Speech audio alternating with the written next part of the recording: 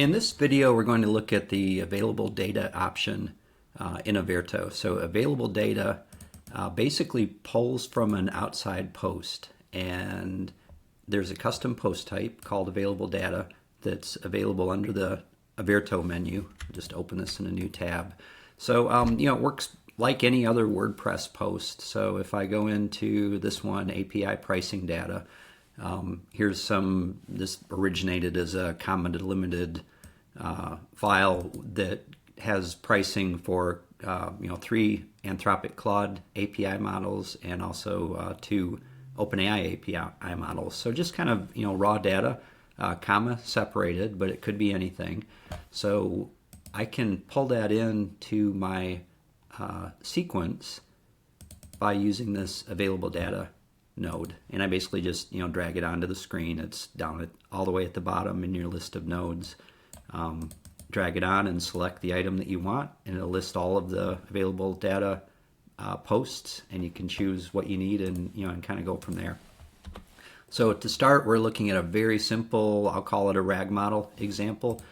This is pulling in that API pricing data, and the node is ID 2.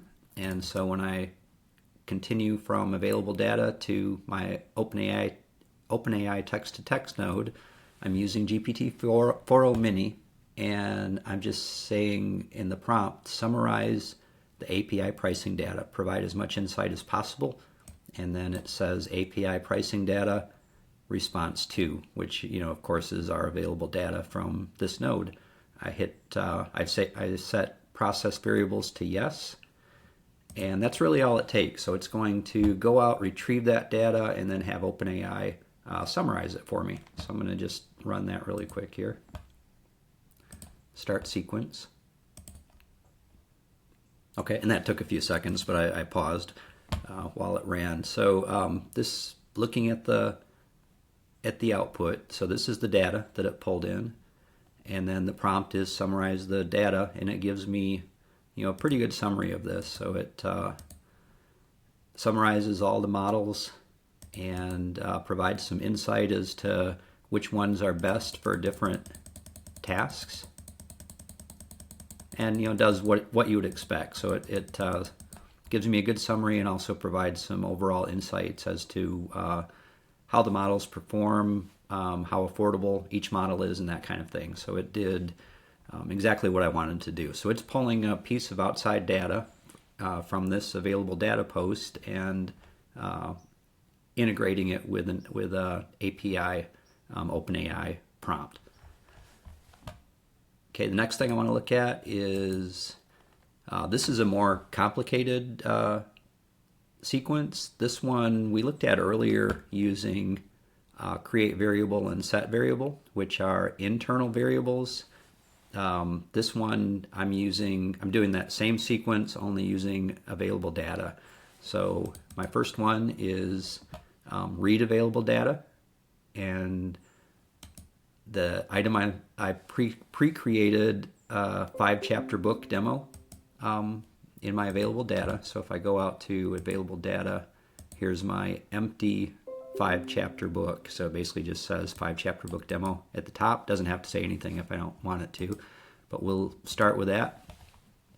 And then it's going through and it's going to write the chapters, and each time it completes a chapter, it's going to update that by using this available data write command. So I choose the same 5-chapter book demo available data post, and I append to it, and the new content I'm writing is just basically each time it writes a chapter and it loops through, I'm writing to that. So I'm going to save it. I'll run it quickly here. Describe your book. Let's say Panda on a bike again, or Panda takes a bike ride. Submit, and I'm going to pause this while it runs through, and I'll show you the available data when it's done.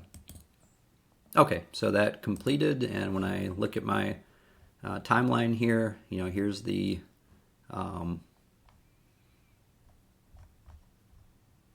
here's where it adds each chapter as it goes through.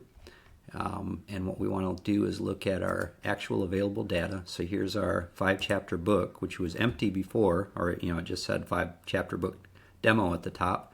But here is our 5-chapter book with each of the 5 chapters added.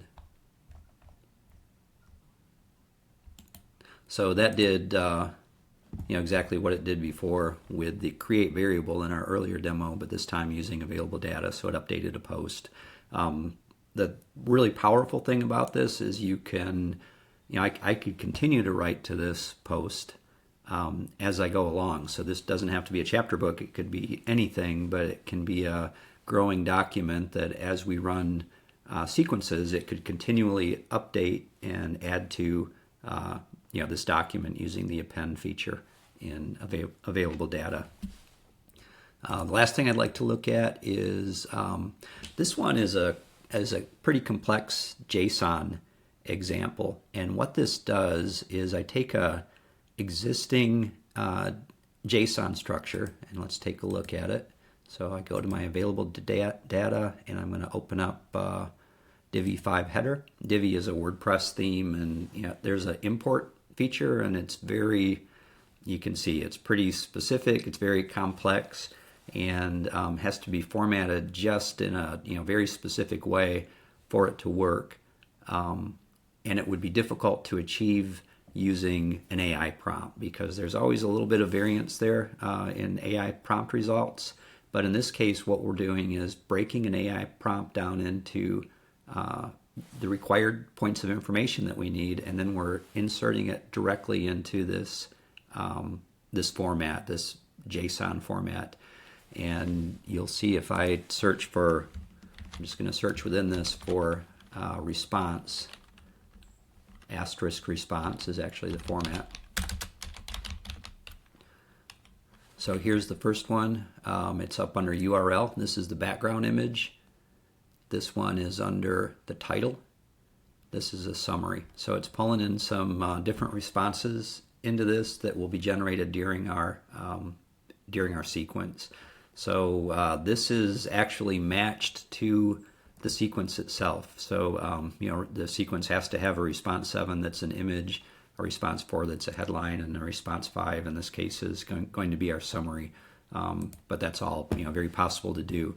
So this is the available data in this case.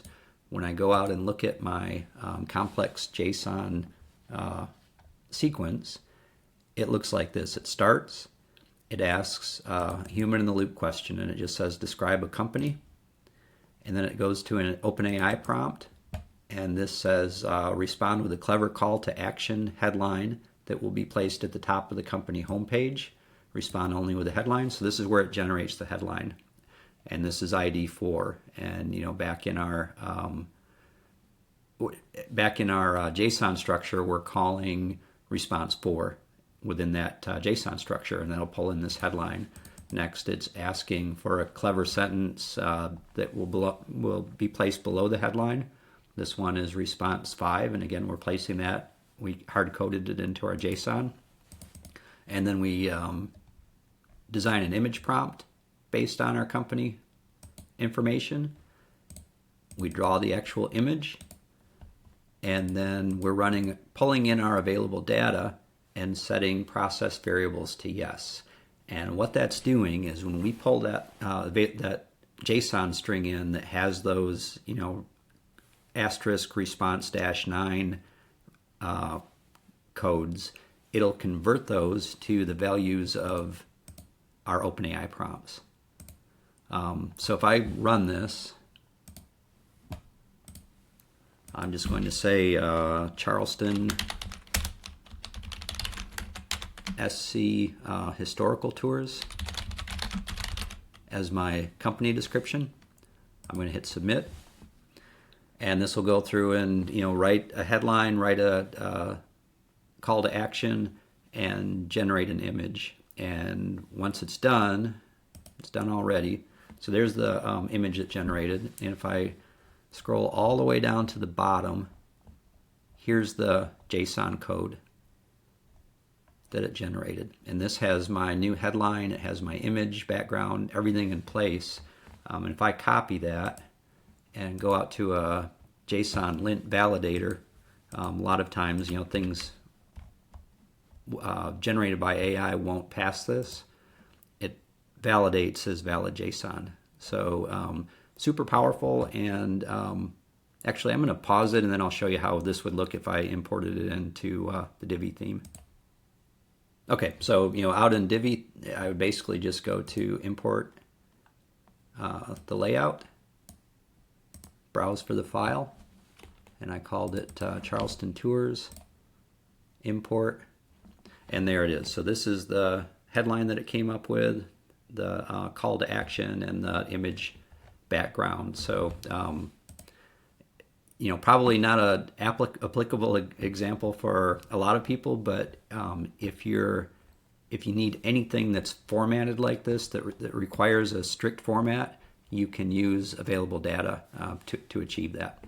So there's a quick look at available data as it applies to the Avairto sequence tool.